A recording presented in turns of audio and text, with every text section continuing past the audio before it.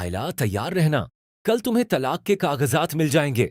अब मेरा और तुम्हारा रिश्ता हमेशा के लिए खत्म हो चुका है। जैसे ही ऑन के ये ठंडे और बेरहम अल्फाज आयला के कानों में पड़े, उसे ऐसा महसूस हुआ जैसे किसी ने उसके जिस्म से रूह निकाल ली हो।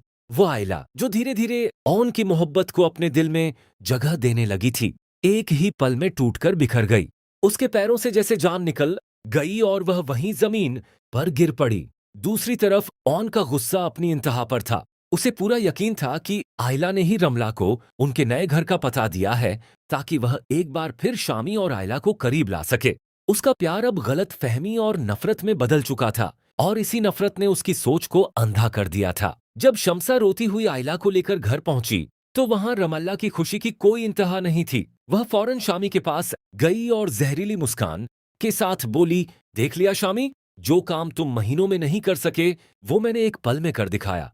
अब ऑन आयला को तलाक दे देगा और तुम्हारा रास्ता हमेशा के लिए साफ हो जाएगा। जाओ, अब आयला को हमदर्दी दिखाओ और उसे हमेशा के लिए अपना बना लो। रमला और शामी की ये घिनौनी बातें अभी खत्म भी नहीं हुई थीं कि पीछे खड़ी बीजान ने सब कुछ सुन लिया। गुस्से से उनका चेहरा लाल हो गया। उन्होंने आगे बढ़कर रमला के चेहरे पर एक जोरदार थप्पड़ मारा और गरजती हुई आवाज में कहा, बदनसीब लड़की, तुझे एक बार भी एहसास नहीं हुआ कि तूने एक हंसता बसता घर बर्बाद कर दिया है। आयला पहले ही अपनी जिंदगी में बहुत कुछ सह चुकी है, तुझे उस पर जरा भी तरस नहीं आया।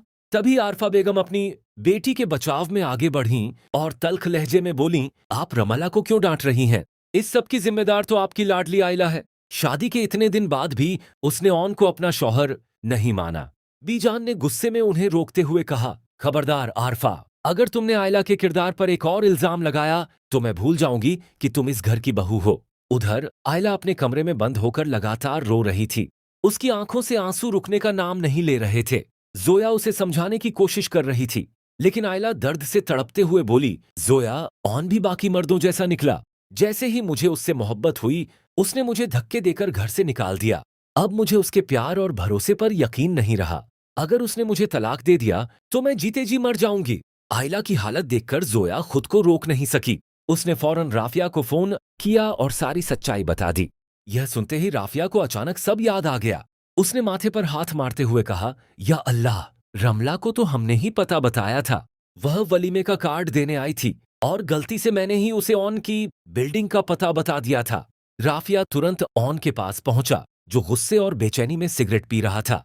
उसने ऑन का हाथ पकड़कर कहा, तुमने बहुत बड़ी गलती कर दी है। आयला बिल्कुल बेगुनाह है। रमला को पता आयला ने नहीं, बल्कि मैंने दिया था। यह सुनकर ऑन के पैरों तले से जमीन खिसक गई। लेकिन दूसरी तरफ आयला की हिम्मत पूरी तरह टूट चुकी थी। उसे लगने लगा कि अब इस दुनिया में उसके लिए कोई जगह नहीं बची। उसने मेज पर रखा हुआ चाकू उठाया और अपनी कलाई काट ली।